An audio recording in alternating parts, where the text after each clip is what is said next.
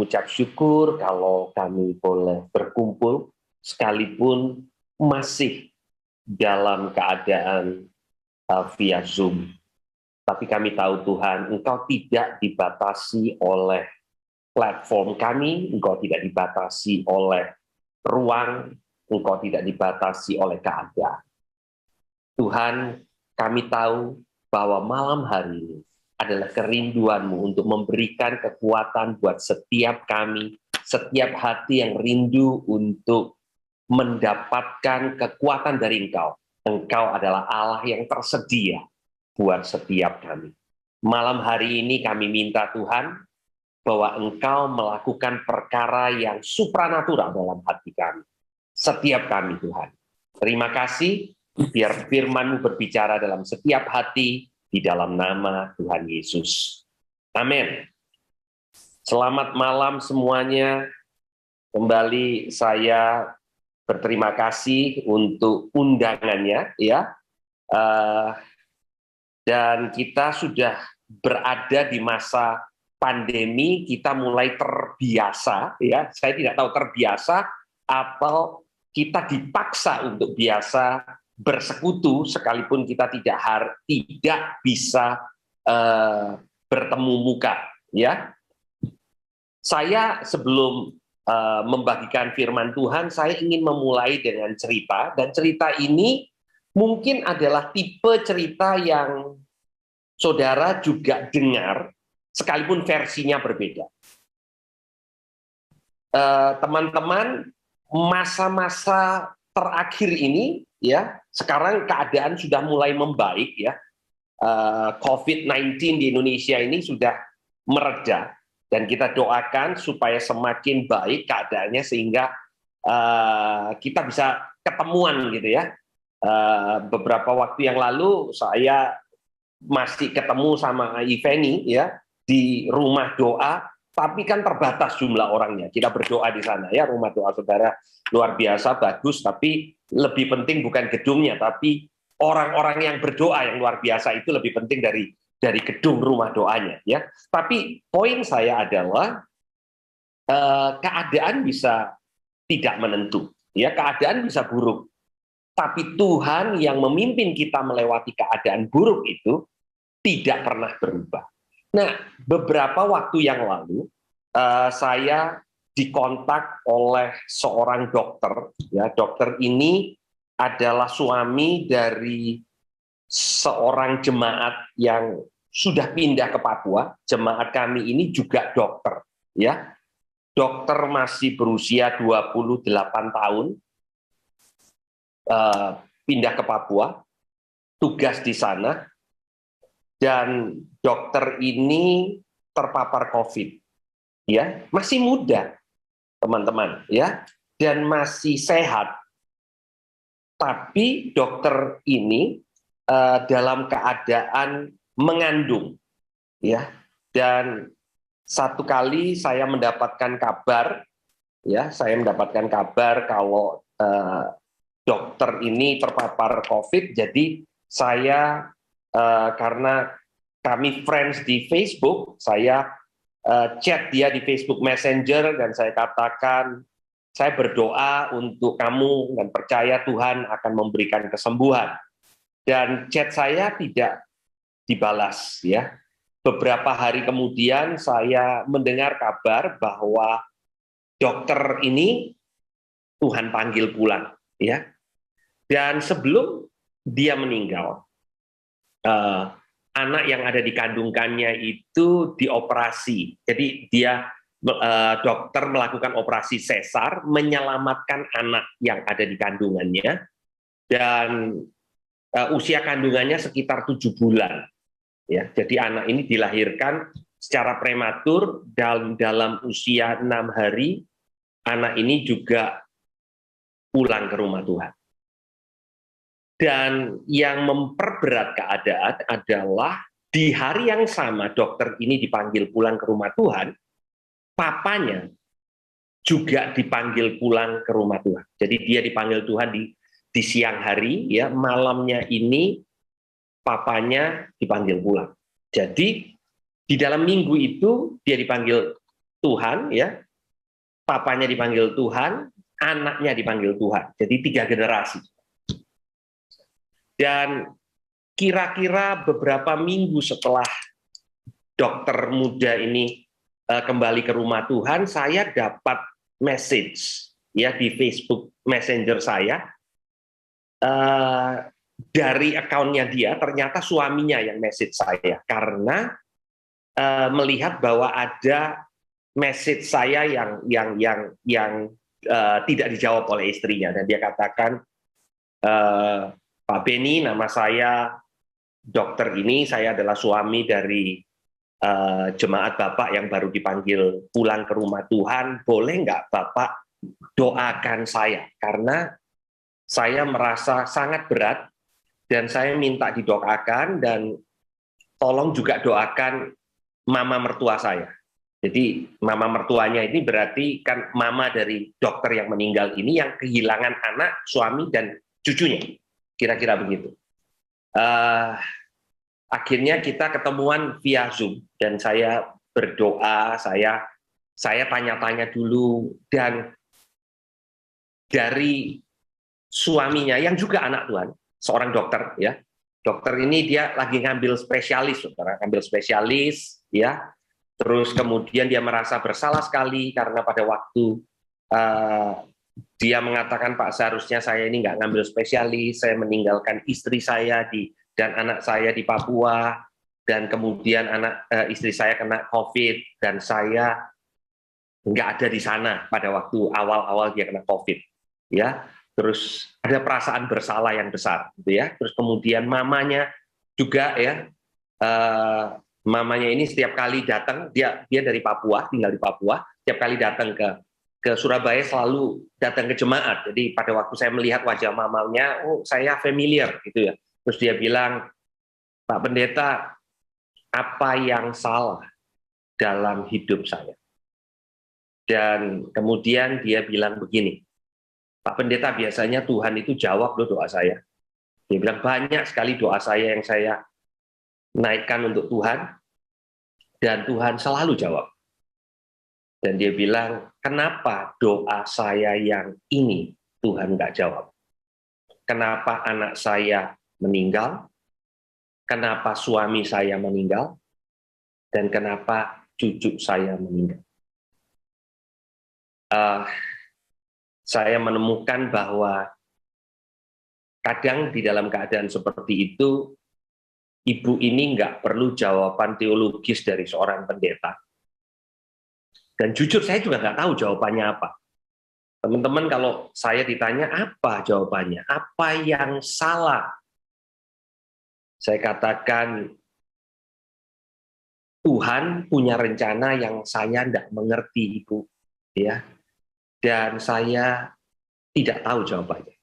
Ya, ada waktu di mana kita perlu jujur. Ada hal keadaan seperti itu kita nggak tahu. Ada orang yang bilang dijawabin begini, Pak, karena Tuhan lebih sayang. Terus kemudian sebelum saya nggak ajak kasih jawaban itu, tapi dia katakan begini, iya saya dikasih tahu Pak Pendeta, Tuhan lebih sayang sama anak saya, sama suami saya, sama cucu saya. Terus dia bilang begini, Tuhan itu kan punya banyak anak kan, saya cuma punya satu suami, dan anak saya cuma 2, Tuhan ambil 1. Ini cucu saya pertama, Tuhan kan punya banyak anak. Kenapa harus ambil suami saya, istri saya, anak saya, dan cucu saya? Kembali saya katakan, Ibu, saya nggak tahu jawabannya. Tetapi saya tahu kalau Ibu tanya apa yang salah. Keadaan buruk tidak selalu karena ada sesuatu yang salah. Ya. Dan mungkin teman-teman di sini, ya kalau kita kumpul seperti ini, ya kita perlu bersukacita. Dan itu benar. Tapi ada waktu di mana pada waktu kita sendiri dan kita punya cerita yang mirip, ya, karena saya tahu waktu-waktu yang terakhir ini banyak anak Tuhan mengalami masa-masa yang sulit, ya. Saya punya beberapa teman hamba Tuhan, ya, kami sebulan sekali kalau di Surabaya itu ada pertemuan hamba Tuhan, dan sekarang via Zoom, ya. Dan ada yang saya tanya pada waktu Zoom via chat, kok nggak kelihatan Bapak ini ya? Terus ada yang menjawab, oh, beliau sudah dipanggil Tuhan 2 bulan yang lalu. Oh, saya kelewatan. Ada cerita-cerita semacam itu. Jadi saya percaya apa yang saya ceritakan ini bukan sesuatu yang unik hanya saya yang dengar gitu ya. Mungkin teman-teman punya versi yang lain. Tapi poin yang saya ingin sampaikan adalah keadaan boleh salah, tapi Tuhan tidak pernah salah. Keadaan boleh salah, keadaan boleh buruk, Tuhan tidak pernah salah. Dan hari ini saya ingin, sebelum saya bacakan ayat firman Tuhan, saya kasih background terlebih dahulu, apa yang saya ingin bagikan. Saya ingin bagikan dari cerita Paulus. Paulus itu di akhir hidupnya, itu dia sempat mengalami beberapa kali pemenjaraan. Ya. Dan Paulus ini adalah warga negara Roma. Karena dia warga negara Roma, dia banding kepada kaisar, dan sebagai warga negara Roma, dia punya kesempatan, hak untuk banding kepada kaisar dan kasusnya didengar oleh kaisar. Otomatis dia harus didengar kasusnya di Roma. Nah, pada waktu itu dia ada di Kaisaria, dan kemudian dari Kaisaria ditemenin oleh salah satu perwira Roma yang membawa beberapa tawanan yang sama-sama warga negara Roma yang appeal, banding kepada kaisar. Jadi ini latar belakangnya. Zaman itu dari Kaisaria kemudian mau ke Roma harus naik kapal. Ya. Nah, sudah mendekati musim dingin, Paulus sudah naik kapal, setengah perjalanan mereka terdampar ya, kapal berhenti di satu pulau yang namanya Kreta, ya. Dan pada waktu itu mulai dari perwira yang mengawal Paulus dan tahanan yang lain, kemudian nahkoda kapal merasa bahwa tempat di mana mereka bersandar itu bukan tempat yang ideal karena tempatnya kecil, tidak ada perlengkapan yang mereka butuhkan untuk pelayaran lebih lanjut, dan mereka tidak mau di musim dingin itu terdampar di tempat itu. Jadi mereka memutuskan untuk tetap berlayar. Nah, Paulus dengan hikmat Tuhan memberitahu kepada mereka, jangan terus, ini bahaya, ya kira-kira begitu. Tapi nahkoda kapal lebih punya pengaruh ke perwiranya daripada Paulus. Yang satu, Paulus itu nabi. Yang kedua, Paulus tidak mengerti laut di mata perwira itu dibandingkan dengan nahkoda kapal. Nahkoda kapal, kapten kapal itu kan memang hebat gitu ya. Jadi kalah suara lah ya. Akhirnya mereka berlayar. Dan betul seperti apa yang Paulus katakan, bahwa kapal itu benar-benar mengalami badai yang luar biasa. Saking hebatnya badainya, di tengah-tengah badai itu mereka bahkan tidak bisa melihat bintang di langit.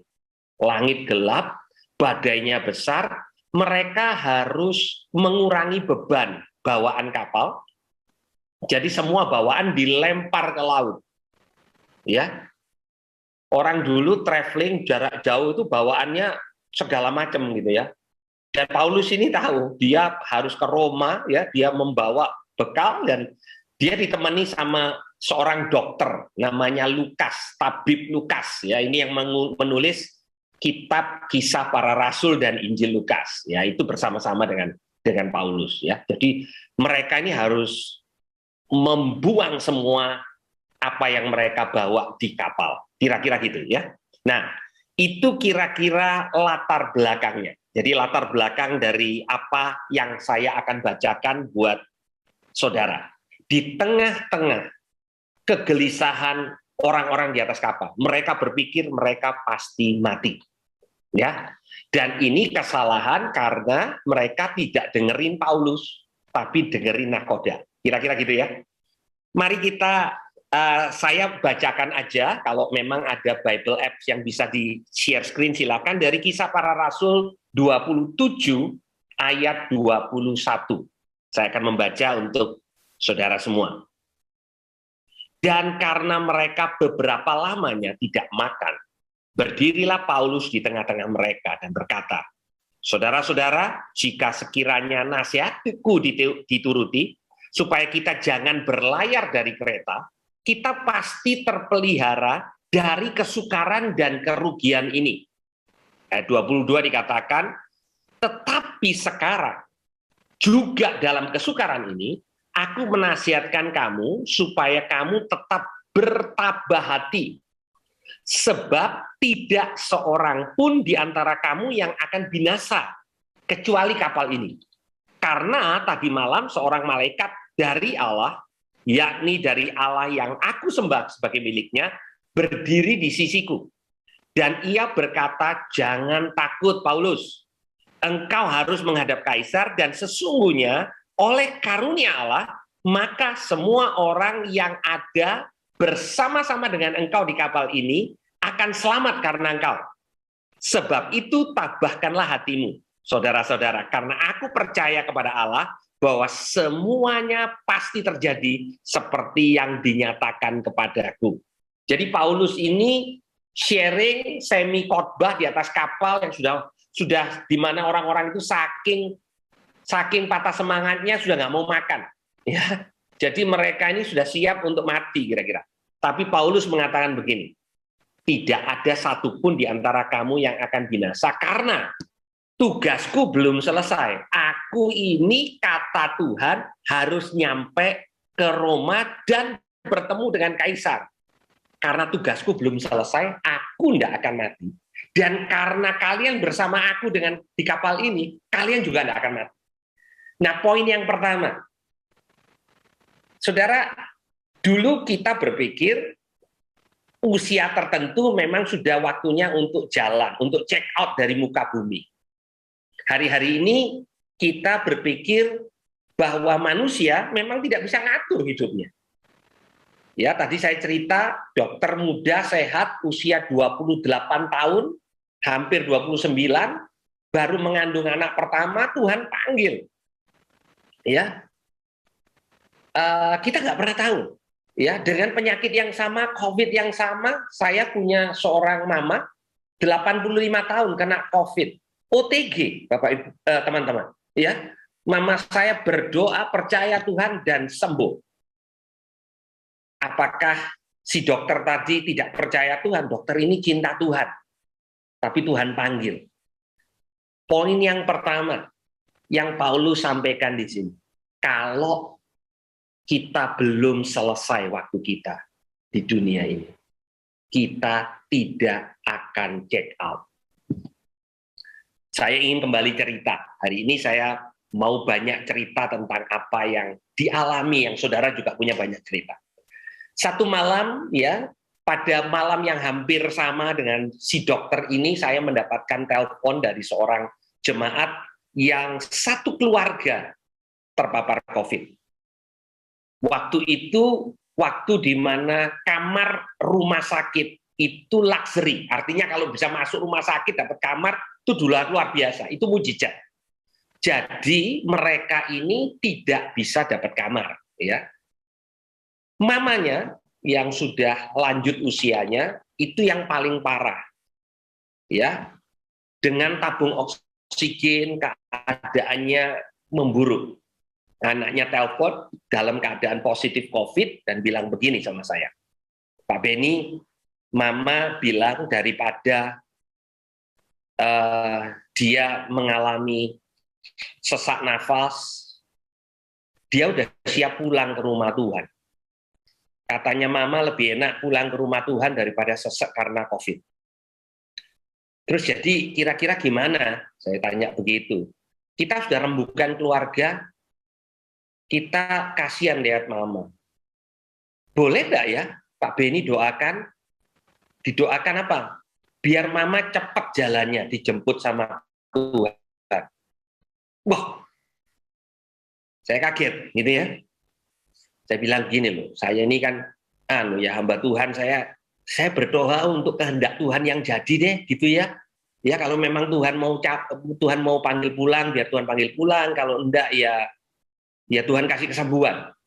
Oke lah Pak, pokoknya kita berdoa. Jadi saya berdoa, dia berdoa, terus kemudian ada saudaranya dari rumah yang berbeda berdoa, ya. Dan saya tahu kira-kira kalau dari sisi keluarga, Tuhan tolong nang cepet Tuhan, ya. Kalau bisa malam ini Tuhan diambil ekspres langsung ke surga. Kira-kira kasarannya begitu. Saya berdoa, saya bilang Tuhan, kalau Engkau mau lakukan mujizat, Engkau bisa.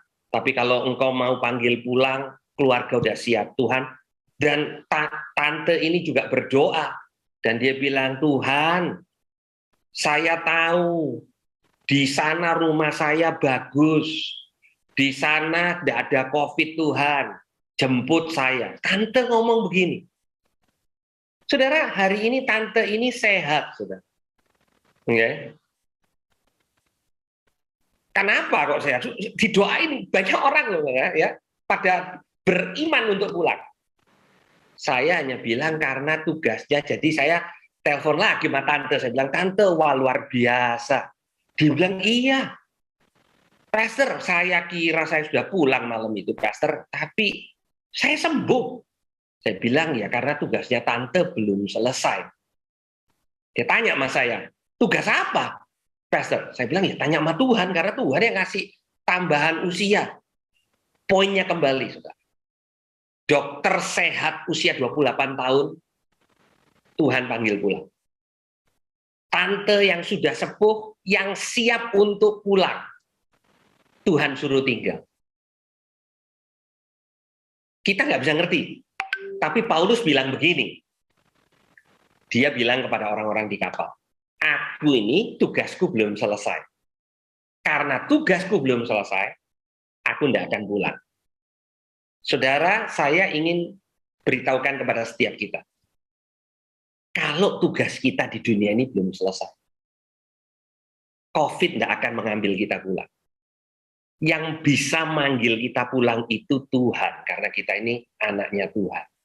Bisa nggak lewat COVID? Bisa. Bisa nggak lewat hal yang lain? Bisa. Tapi kalau belum waktunya, Tuhan bisa menjaga kita. Dengan mengatakan itu tentu kita tidak ngawur, ya. Tetap menjaga diri, tapi kembali. Itu yang Paulus katakan. Mari kita lanjut kepada cerita ini. Saudara, setelah itu sungguh-sungguh karam kapalnya, saudara. Ya, mereka karam, terus kemudian, tapi nggak ada satupun yang mati. Lukas mencatat jumlahnya. Lukas ini kan dokter, jadi dia teliti. Dia catat ada 276 orang di atas kapal dan tidak satupun mati. Saya tidak tahu apakah 276 itu semua bisa berenang apa enggak. Tapi Tuhan bilang begini, enggak ada yang mati karena Paulus. Tuhan itu kalau berfirman, dia genapi. Enggak ada yang mati, saudara. Nah, ini babak berikut, saudara. Mereka nyampe ke pulau yang namanya Malta. Kalau hari ini, saudara ke Malta, tempatnya bagus, ya. Tempat orang Eropa kalau mau liburan, nyari udara yang lebih hangat, pergi ke Malta. Tapi jangan dibayangkan Paulus nyampe ke Malta, Malta kayak tempat liburan. Enggak, ya. Zaman itu enggak, gitu ya. Nah, tapi apa yang terjadi di Malta? Ya, di Kisah Para Rasul 28 ayat yang pertama saya bacakan, saudara. Ya, setelah kami tiba dengan selamat di pantai, barulah kami tahu bahwa daratan itu adalah Pulau Malta. Penduduk pulau itu sangat ramah terhadap kami. Mereka menyalakan api besar dan mengajak kami semua ke situ karena telah mulai hujan dan hawanya dingin. Ketika Paulus memungut seberkas ranting-ranting dan meletakkannya di atas api, keluarlah seekor ular beludak karena panasnya api itu lalu menggigit tangannya. Ketika orang-orang itu melihat ular itu terpaut pada tangan Paulus, mereka berkata seorang kepada yang lain, orang ini sudah pasti seorang pembunuh. Sebab meskipun ia telah luput dari laut, ia tidak dibiarkan hidup oleh Tuhan. Ya, jadi Paulus ini buat orang-orang yang ada di pulau itu Wah, ini pasti kriminal kelas kakap ini, pembunuh. Saudara tahu isinya kapal itu sebagian besar kriminal, saudara ya, yang dibawa ke Roma, gitu ya. Mereka nggak tahu Pak apa kesalahannya Paulus, cuman mereka lihat Paulus ini kok baru aja lewat dari karam kapal, digigit ular, dan ular ini ular berbisa. Jadi mereka mengatakan pasti Paulus ini seorang pembunuh. Bayangkan, dia nggak dikasih lewat sama Dewi Keadilan, ya. Di ayat yang kelima, tetapi Paulus mengibaskan ular itu ke dalam api dan ia sama sekali tidak menderita. Namun mereka menyangka bahwa ia akan bengkak atau mati, rebah seketika itu juga. Tetapi sesudah lama menanti-nanti mereka melihat bahwa tidak ada yang terjadi padanya. Maka sebaliknya mereka berpendapat bahwa ia seorang dewa. Teman-teman, itulah manusia. Beberapa menit yang lalu, konklusinya, Paulus ini seorang pembunuh. Beberapa menit kemudian, karena tidak mati-mati, dia pasti dewa. Kalau kita ini hidup hanya berdasarkan apa kata orang, kita ini akan jadi stres.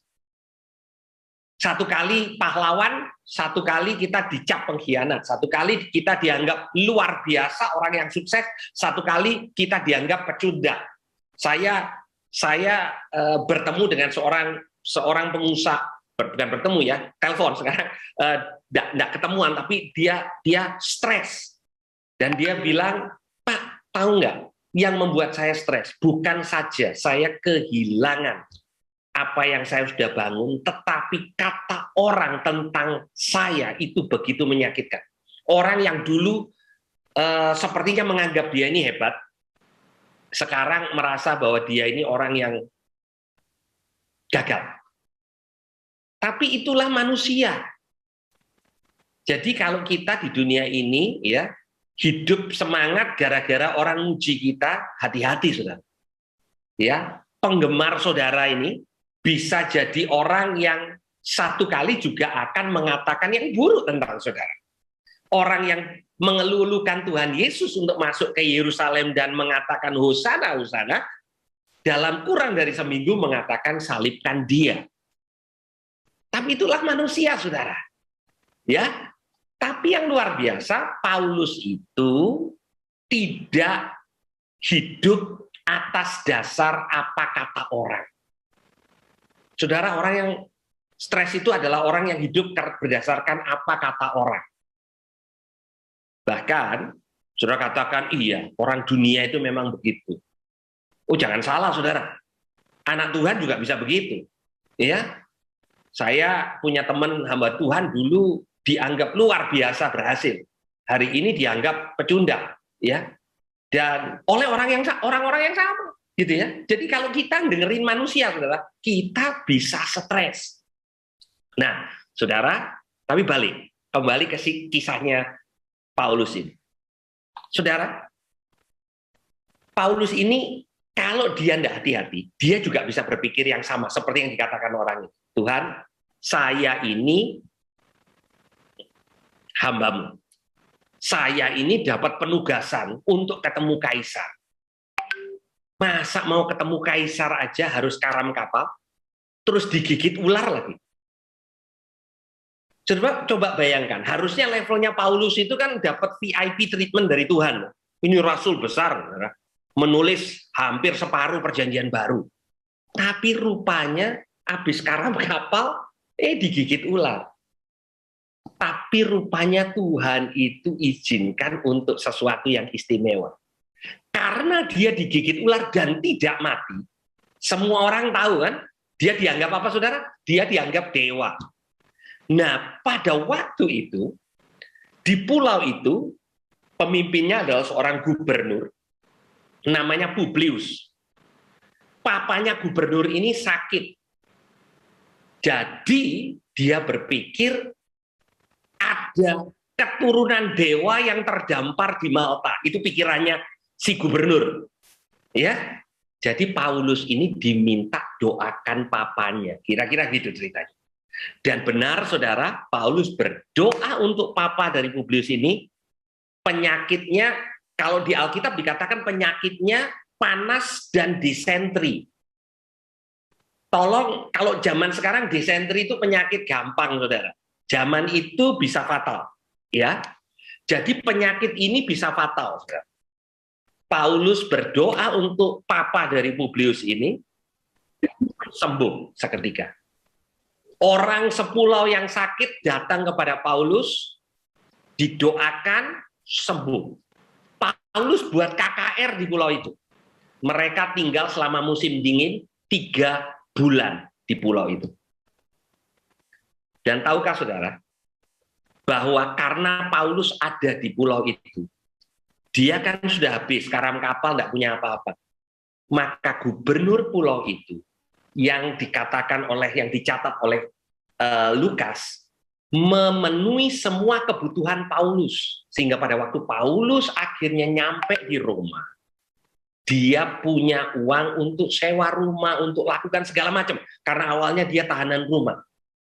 Dan bukan hanya itu aja. Tahukah teman-teman, tangan yang digigit ular, kalau saudara perhatikan, dikatakan lalu Paulus menumpangkan tangan dan menyembuhkan orang sakit. Seluruh pulau, saudara. Paulus pegang ranting, itu tangan yang biasa dipakai, tangan kanan kan, ya. Kalau dia bukan orang yang kidal, itu tangan yang sama yang dia biasa pakai untuk tumpangin tangan.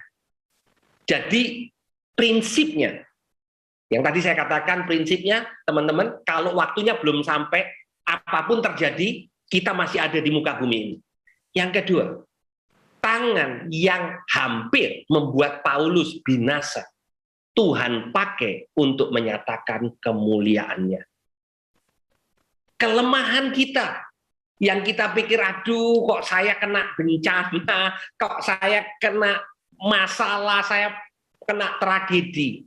Hal yang kita katakan itu tragedi, itu hal yang buruk, Tuhan bisa balikkan. Justru tangan itu yang dipakai oleh Tuhan untuk sembuhkan banyak orang sakit. Satu pulau, saudara, kenal Tuhan Yesus karena kesalahan dari nahkoda dan perwira yang tidak dengerin Paulus. Poinnya apa? Mungkin kita ini dalam hidup mengalami masa sulit karena kesalahannya orang lain. Saudara mungkin punya cerita seperti itu. Coba saya ini tidak hidup sama dia dan dia lakukan ini, maka keadaan saya lebih baik hari ini. Ada seorang suami yang mengatakan, saya kalau tidak nikah sama istri saya, Pak, keadaan saya lebih baik. Ada seorang istri yang mengatakan, Pak, coba saya nggak nikah sama suami saya, Pak, keadaan saya lebih baik. Ini kesalahan suami saya ikut nanggung, Pak. Terus gimana Tuhan itu? Tuhan itu berdaulat. Ya, kesalahan sampai harus ada di Malta itu bukan kesalahannya Paulus. Kesalahannya kapten kapal, kesalahannya perwira Romawi. Tapi Tuhan bisa pakai itu untuk membawa satu pulau kenal Tuhan. Jadi Tuhan bisa siapkan Malta buat saudara. Saya nggak tahu Maltanya kita ini apa. Ya, sesuatu yang terjadi tanpa kita rencanakan, kita bahkan berpikir, kok saya terdampar dalam situasi seperti ini dan bukan karena salah saya. Coba Paulus menggerutu terus kemudian digigit ular, menggerutu lagi. Duh, ini bukan salahku, aku sudah karam kapal, digigit ular lagi. Mungkin kejadiannya nggak seperti ini. Tapi karena Paulus mengibaskan ular itu, artinya begini, keadaan buruk bisa terjadi. Ya, saudara, dampak daripada COVID ini mungkin bukan karena kesalahan kita, tapi kita kena dampaknya dan dampaknya buruk. Kita bisa ngomel terus, ya keadaan kok buruk ya, gara-gara ini, akhirnya saya kena, bisnis saya kena. Atau kita bisa mengatakan, Tuhan, keadaannya memang buruk, tapi engkau bisa buat sesuatu yang baik dalam keadaan buruk ini. Dan itu yang terjadi buat Paulus. Jadi saya ingin menyimpulkan, Paulus di akhir hidupnya melihat bahwa apa yang terjadi di tengah-tengah perjalanannya ini, sebenarnya Tuhan bekerja lewat kesalahan orang lain untuk menyatakan bahwa Dia berdaulat. Saya tidak tahu akhir daripada cerita hidup saudara, bahkan cerita hidup saya. Dan ada nggak hari ini yang saya masih tanyain, Tuhan, saya ini di tengah-tengah, kalau ini di tengah Malta, tapi mujizatnya belum kelihatan, gitu ya. Kan kita sudah baca kisah para rasul habis. Kita tahu ceritanya Paulus. Cerita kita belum habis, saudara. Jadi kalaupun kita di Malta, kita seperti stuck di Malta. Digigit ular di Malta, tapi mujizat Malta belum terjadi. Ingat saudara, Tuhan itu kalau bawa kita, Dia tahu gimana untuk pakai kita di dalam keadaan yang terburuk sekalipun untuk menyatakan kuasanya. Mungkin sebentar lagi mujizat akan terjadi lewat kehidupan saudara. Jangan berhenti hanya melihat gara-gara kesalahan orang lain. Orang yang selalu melihat ini gara-gara kesalahan orang lain, nggak melihat Tuhan bekerja di Malta yang Tuhan sediakan buat setiap kita. Yuk kita doa sama-sama. Tuhan, malam hari ini kami diingatkan lewat cerita Paulus. Kalau waktu kami belum selesai, apa saja boleh terjadi. Kami akan Engkau pulihkan. Dan Tuhan, buat kami yang mengalami Malta hari ini, mengalami karam, bukan kapal secara jasmani, tetapi sepertinya hidup kami mengalami karam kapal. Kami terdampar, kami tidak berdaya. Kami tahu Engkau tetap berdaulat. Engkau tidak pernah gagal. Rencanamu akan Engkau genapi. Dan di Malta kami, di tempat kami terdampar, Tuhan, Engkau mau menunjukkan bahwa Engkau berkuasa. Di mana kami mengalami kesakitan, apakah itu jasmani, apakah itu mental, Tuhan, Engkau bisa pakai untuk menjadi mujizat. Tangan Paulus yang digigit ular menjadi tangan yang Kau pakai untuk menyembuhkan banyak orang sakit. Terima kasih Tuhan, di dalam nama Tuhan Yesus. Amin. Amin. Tuhan Yesus memberkati. Terima kasih untuk perhatiannya. God bless.